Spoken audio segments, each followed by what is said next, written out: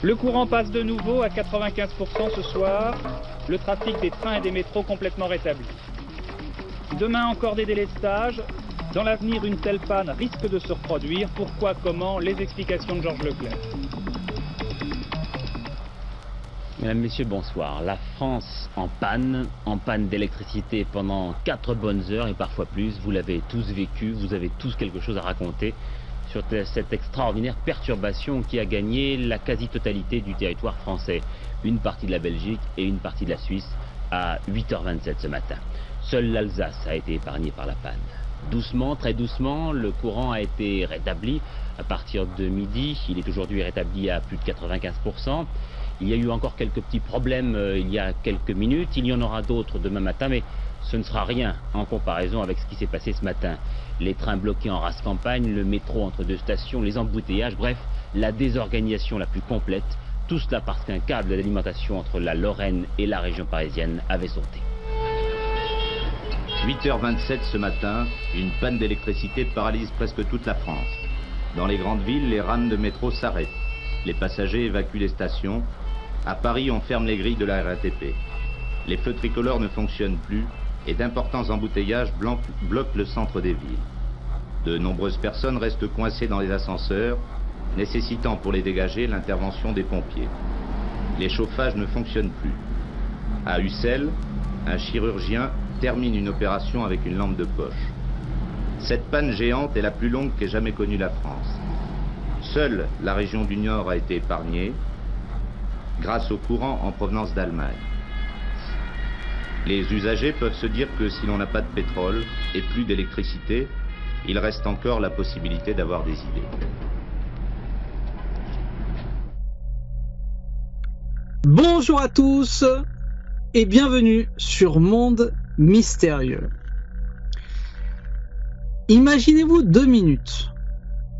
Vous vous réveillez un matin, vous allez prendre votre café, vous vous apercevez qu'il n'y a plus de courant. Vous ouvrez le frigo, ça marche plus, votre réveil est éteint. Vous voulez allumer la télé pour savoir ce qui se passe, impossible. Vous voulez allumer l'ordinateur, impossible. Il n'y a qu'une seule chose, c'est votre téléphone. Vous apercevez que sur votre téléphone, il y a certaines options particulières qui ne marchent plus non plus. Vous sortez, vous allez peut-être voir votre voisin. Vous apercevez que votre voisin n'a plus de courant non plus. Qu'est-ce que vous faites? Vous sortez dans la rue, et qu'est-ce qui peut arriver? Des émeutes, des files d'attente, des magasins pillés, des personnes qui commencent à s'armer. Là, ça devient inquiétant. Et si tout cela était vrai, si dans peu de temps, ce qu'ils annoncent un peu de partout, si tout cela allait arriver. Pour parler aujourd'hui de ce fameux blackout qui peut sûrement arriver, qui va sûrement arriver, j'ai décidé d'inviter Frédéric de l'apprentissage, un habitué de Monde Mystérieux qui est venu plusieurs fois sur Monde Mystérieux, et ça me fait plaisir de le recevoir encore une fois. Et rien de tel que Frédéric pour parler de ce thème qui est important, puisque ça arrive, on voit ça monte crescendo. Et voilà, il va nous dévoiler encore des informations assez importantes, assez inquiétantes. On va essayer d'en vous dévoiler aussi de notre côté, je veux dire, dans Monde Mystérieux. Et vous allez voir, vous allez peut-être vous préparer, peut-être anticiper, je ne sais pas. Mais en tout cas, ça arrive. Fred, bienvenue encore une fois dans Monde Mystérieux, ça me fait plaisir de te recevoir. Je vais te donner la parole dans pas longtemps. Rappelle-toi, la dernière fois que tu es venu dans Monde Mystérieux, donc on a fait le grand reset, et tu as sorti quelque chose qui m'a marqué, qui m'est resté en mémoire, et à chaque fois je me le remémorais. Et tu m'avais sorti, tu vas voir Hervé. Après cette histoire de Strass et Payette, pour pas prononcer le mot, ils vont jouer sur l'écologie. Et ça, je m'en rappelle. Et qu'est-ce qui se passe aujourd'hui? Ils jouent énormément sur l'écologie. Fred, franchement, on en a parlé hors enregistrement, hors caméra, et on s'est rendu compte que le plan, en fait, qui commence à s'établir, ça continue. Donc, Voilà, on va parler de ça ce soir. Tu vas peut-être donner donc des informations, mais aussi peut-être des conseils. On reviendra dessus à la fin, et tu vas vraiment nous ouvrir les yeux sur beaucoup de choses. Fred, je suis content que tu sois avec moi ce soir là pour en parler. Merci Hervé, puis bonsoir à tous ceux qui vont nous écouter. Eh ben écoute, oui, effectivement, la dernière fois qu'on a fait une émission ensemble, c'était sur le Grand Reset. On était encore en plein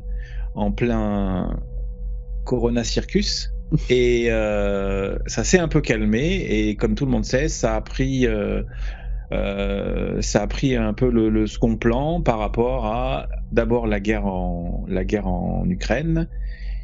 Ensuite, on a eu un petit pic de chaleur dans tous les sens du terme cet été-là. On nous a refait le coup des vagues d'ailleurs. Hein. On est monté jusqu'à 5 vagues de chaleur. Et puis maintenant, on est plus sur les notions de pénurie. On a eu des petites histoires de pénurie pas bien graves, de moutarde, d'huile, voilà. Des trucs pas bien méchants. Là maintenant, on est en train de passer au gasoil et sans doute à l'électricité après. Donc les choses sérieuses continuent en fait. Ça c'est un truc qu'on avait dû en parler aussi. Pour moi, avec une telle crise sanitaire orchestrée à partir d'un truc qui a pas été si méchant que ça, pour moi, les personnes qui ont instrumentalisé ça, ou pire d'ailleurs, ne peuvent pas se relâcher. C'est plus possible. Et on voit bien que c'est le cas. On enchaîne avec l'Ukraine, on enchaîne avec toutes les crises possibles et imaginables, avec quand même en fil rouge, et qui va continuer sur des décennies sans doute, l'écologie, le bouleversement climatique. Voilà, qui a bien lieu d'une certaine mesure, mais on nous fait peur avec ça, comme on nous fait peur avec tout et rien, quoi. Tout à fait. On va revenir tout à l'heure un peu plus tard dans cette fameuse réchauffement climatique, ou ce fameux changement climatique, puisque on voit bien qu'ils nous mettent dans des dogmes, hein, ces personnes-là. Voilà, là t'as bien résumé ce qui se passe. Donc c'est une continuité, hein, de ce qui se passe depuis, on peut le dire, depuis mars, une continuité. Ça monte crescendo. Tu l'as bien dit, il y a eu des petites pénuries à droite à gauche, il y a eu cette vague de chaleur, et attention, la crise de sécheresse, et la crise de l'eau, et la machin, et trucs, et voilà. Donc on s'aperçoit que ça monte crescendo, qui mettent la main à tout ce qu'on va voir, ce qu'on va développer, et voilà. Et tu m'as gentiment proposé de voir tout ça et de prendre des photos. Alors je dis ok, super Fred. Donc je le répète, ça me touche que tu sois encore ce soir sur Monde Mystérieux pour en parler. Et il y a beaucoup de gens qui se posent des questions, qui se préparent, peut-être psychologiquement, mais qui s'inquiètent aussi. Donc voilà, c'est à nous de peut-être de donner des conseils, de les éclairer, et de dire ce qu'on pense à la fin quand même de tout ça, hein. Donc écoute, vas-y, t'as le feu vert. Avant de partir sur la présentation, je vais rebondir sur ce que tu viens de dire sur la préparation psychologique, parce que je pense que c'est assez important. C'est primordial en fait. Peu importe votre préparation matérielle, qui est importante, qui a son importance.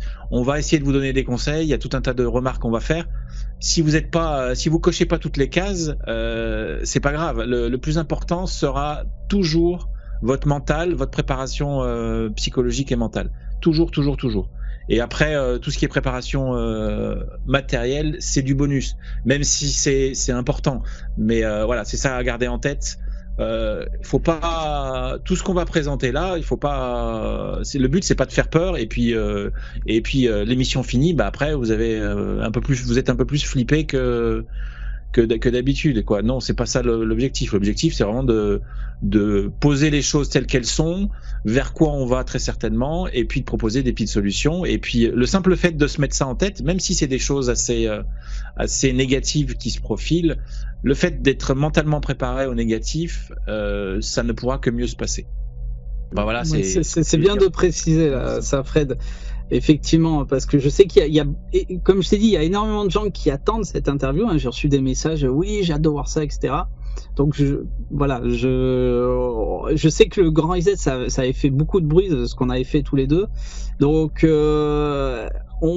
comme j'ai dit au début, peut-être ça va vous aider, ça va peut-être vous préparer, mais en tout cas, voilà, comme tu as dit, on pose les choses sur table, tous ces éléments, et on essaye de décortiquer, de savoir si c'est vrai, si c'est pas vrai, ce qu'on en pense, et surtout ça, ce qu'on en pense.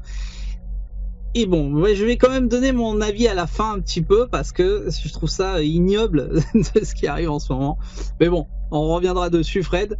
Écoute, moi j'ai hâte de voir tes photos, ton PowerPoint, et tu vas encore nous impressionner, je pense. Alors, ce que je propose, c'est un... Alors, attends, je fais mon partage d'écran, du coup. Vas-y. Clac.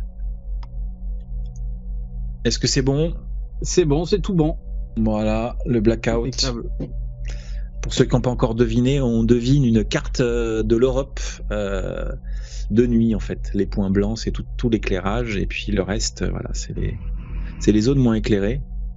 Donc, c'est vraiment un fil, c'est un fil conducteur. Hein, la présentation que je fais, c'est assez court en images. Il y a 12-13 images, en comptant ce que tu m'as proposé pour la fin là.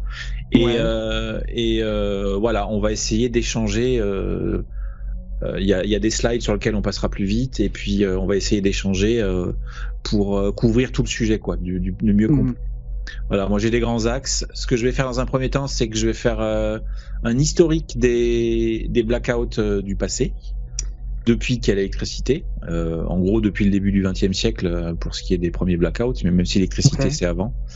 Donc le premier blackout qui a eu un effet retentissant, c'est celui de 1907.